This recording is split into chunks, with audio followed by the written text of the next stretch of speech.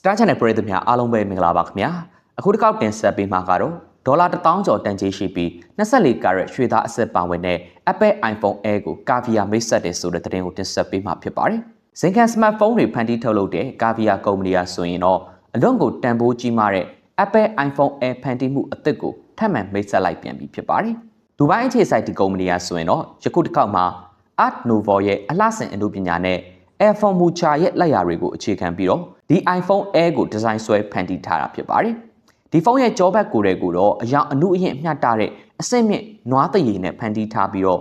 ပလဲသားအစစ်တွေ24 carat ရွှေသားအစင်တန်စာတွေနဲ့လှပတည်သက်စွာအလှဆင်ထားတာကိုလည်းမြင်တွေ့ရပါတယ်။ဒါအပြင်သိမ်မွေးတဲ့ကနုတ်ပန်းပုံထွင်းထုမှုတွေနဲ့လက်ရမြောက်အချောတက်မှုတွေကိုပါထည့်သွင်းပေါင်းစပ်ထားတယ်လို့လည်းသိရပါတယ်။ Memory 1TB အထိပါဝင်မဲ့ဒီ iPhone ဖန်တီးမှုရဲ့အစိပ်ပိုင်းတိုင်းကိုတိကျသေးကြမှုနဲ့တိတန့်ဆန်မှုတွေရှိစေဖို့အတွက်လူကိုယ်တိုင်ပဲလက်နဲ့တက်ဆင်ဖန်တီးထားတယ်လို့ Cavia ဘက်ကဖွင့်ဟခဲ့ပါတယ်